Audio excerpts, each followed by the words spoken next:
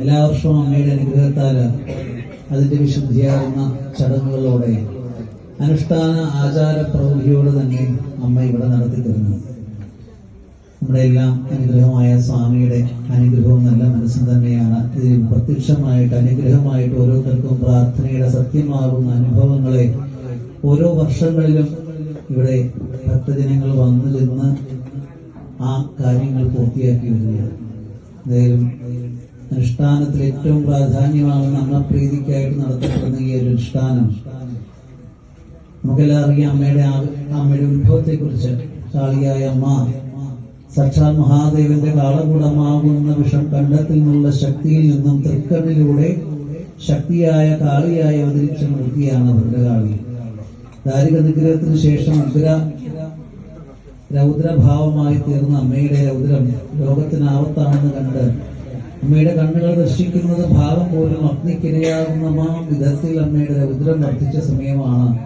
ദേവന്മാർക്കോ മറ്റുള്ള മൂർത്തികൾക്കോ ഒന്നും അമ്മയുടെ അടുത്തേക്ക് ചെല്ലാൻ പോലും വയ്യാത്ത അവസ്ഥ.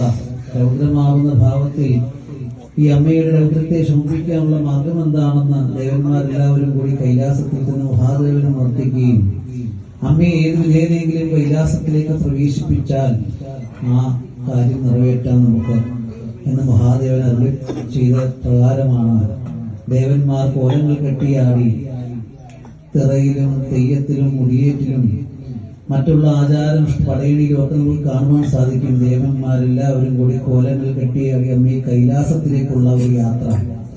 കൈലാസത്തിൽ പ്രവേശിച്ച ഭഗവതിയോട് മഹാദേവൻ തന്റെ കനിയെ ഉപേക്ഷിക്കാൻ രൗദ്രഭാവത്തെ ശമിപ്പിക്കാൻ ആവശ്യപ്പെടുകയും തന്റെ രൗദ്രഭാവം എന്താണെന്ന് അച്ഛനോട് ചോദിച്ചപ്പോൾ മഹാദേവൻ കുറുപ്പിനെ സൃഷ്ടിച്ച പഞ്ചവർണ്ണ പൊടികൾ കൊണ്ട് രൗദ്രമാവുന്ന ഭാവത്തെ കളത്തിൽ എഴുതി കാണിച്ചുവെന്നും കളത്തിൽ തന്റെ കലിയുടെ ഭാവത്തെ ദർശിച്ച ഭഗവതി രൗദ്രത്തെ ദർശിച്ച ഭഗവതി ആ കലിയെ കളത്തിൽ ഉപേക്ഷിച്ച് പ്രസന്നവതിയായി തീർന്നുവെന്നും അങ്ങനെ രൗദ്രഭാവത്തിൽ എല്ലാം മറന്നുപോയ അമ്മയെ എന്താണ് തന്റെ രൗദ്രഭാവം, അല്ലെങ്കിൽ അമ്മയെ ചെയ്ത കർമ്മം എന്താണ്, തന്റെ അവതാര ഉദ്ദേശം എന്താണ്, ഉത്പത്തി എന്താണ്, തന്റെ ചരിതങ്ങളെല്ലാം തോറ്റങ്ങളായിട്ട് പാടി പാടി കേൾപ്പിക്കണം എന്നുള്ള ആവശ്യപ്രകാരമാണ് കളവെഴുത്തും പാട്ടില് കേശാദിപാദവും പദാദിവേഷങ്ങളും നിറമ്പാട്ടുകളും ചരിത്രങ്ങളും ദണ്ഡകങ്ങളും ശ്ലോകങ്ങളും ധ്യാനങ്ങളും എല്ലാം കൊണ്ട് വാഴ്ത്തി വാഴ്ത്തി അമ്മയെ കേട്ട് ആനന്ദിപ്പിക്കുന്ന ആ കളമ്പാട്ട് എന്ന് പറയുന്ന ചടങ്ങ്.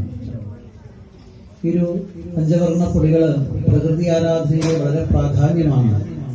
അതാണ് മുകളിൽ കാണുന്ന ഒരു തോലയും ആലില മാവില പൂക്കില വെറ്റില വാക്ക് വടങ്ങള് ഫലങ്ങള് അങ്ങനെ അനവധി അലങ്കാരങ്ങൾ കൊണ്ട് അമ്മയെ കെട്ടിവിധാനിക്കുന്ന ചടങ്ങാണ് കളമെഴുത്തിന്റെ ആദ്യത്തെ ചടങ്ങ്. മുകളിൽ വെള്ളമാറ്റി വിരിച്ച് അമ്മയുടെ കൂറയാകുന്ന ചേരയാകുന്ന കൂറ വിരിച്ച്, അതായത് ഈ രൗദ്രത്തെ പ്രപഞ്ചത്തിലേക്ക് ആ രൗദ്രമാകുന്ന കണ്ണുകൾ ദർശിക്കാൻ പാടില്ല. അതിനാണ് കാർത്തിയായിനിയായിരിക്കുന്ന അമ്മയെ കൂറയിൽ ആവാഹിച്ച് മുകളിൽ ചേരയായി വിരിച്ച് അതിന് താങ്ങായിട്ട് വാസുകിയെ സർപ്പമായിട്ട് കയറായിട്ട് പാകുന്നതായും 4 തൂണുകളായി ബ്രഹ്മാവും വിഷ്ണു മഹേശ്വരന്മാരും നാഗങ്ങളും അങ്ങനെ 4 തൂണുകളായിട്ട് നിന്നുവെന്നും അങ്ങനെ കളമ്പാട്ട് പന്തലിൽ കെട്ടിവിധാനമെന്ന് ഈ ചടങ്ങ് നടത്തപ്പെടുന്നു. അതിനുശേഷമാണ് ഉച്ചപ്പാട്ട്. ഉച്ചപ്പാട്ടെന്ന് പറഞ്ഞാല് നേരത്തെ പറഞ്ഞല്ലോ, ഈ ഉത്ഭവം എന്ന് പറയുന്ന കളമ്പാട്ടിൽ കുറുപ്പിന്റെ ഉത്ഭവം എന്ന് പറയുന്ന കളം കൈലാസത്തിൽ വെച്ചിട്ടാണ് ആദ്യമായിട്ട് കളം കുറിക്കുന്നത്. കളം കുറിക്കുന്ന ആളാണ് കുറുപ്പായി മാറിയത്. കുറുപ്പിനെ അവതാര ഉദ്ദേശിച്ച ശേഷം ഭൂമിയിലേക്ക് അയക്കുകയും ഈ ഭൂമിയിൽ എവിടെ താൻ കളം കുറിക്കുന്നുവോ അവിടെ കാളിയായ അമ്മയുടെ സാന്നിധ്യം ഉണ്ടാവുന്നു. ആരൊക്കെയാണോ അമ്മയെ ആശ്രയിക്കുന്നവര് അവർക്ക് ഭദ്രം വരുത്തി കൊടുക്കുവാൻ അമ്മ അവിടെ വന്ന് അവതരിക്കും, അമ്മ അവിടെ വന്ന് പ്രസാദിക്കുമെന്നും കളത്തിൽ പ്രസാദിക്കുമെന്നും അതിനുവേണ്ടി അനുഗ്രഹിച്ചതാണ് കുറുപ്പിനെ എന്ന് പറയുന്നത്. ഇവിടെ കളം കുറിക്കുന്ന സമയത്ത് തന്നെ പീഠത്തിൽ ഇരിക്കുന്ന ഭഗവതിയെ കുറിപ്പ് ആവാഹിച്ചിരുത്തുന്ന ആദ്യത്തെ ചടങ്ങാണ് ഉച്ചപ്പാട്ട്. കേരളമാകുന്ന ഭൂമിയിലെ ആദ്യത്തെ പൂജ ദക്ഷിണാമൂർത്തിയായ ഗുരുവിനാണ്. ഗുരുപൂജയ്ക്ക് ശേഷം വിഗ്രഹങ്ങളെല്ലാം ഒന്നും ഉണ്ടാവാതെ ഈ ചടങ്ങ് പൂർത്തിയാക്കി തരുവാൻ ഗണപതി ഭഗവാനും സാക്ഷാൽ ശ്രീകുറുമ്പയായി കൊടുങ്ങല്ലൂരമ്മയുടെ ചൈതന്യമായി മേവുന്ന അമ്മ പ്രപഞ്ചമണ്ഡലത്തിൽ നിന്നും കാളിയുടെ സാന്നിധ്യമായിട്ട് അമ്മയെ പീഠത്തിൽ ആവാഹിച്ചിരുത്തുന്നതാണ് ഉച്ചപ്പാട്ടെന്ന് പറയുന്നത്.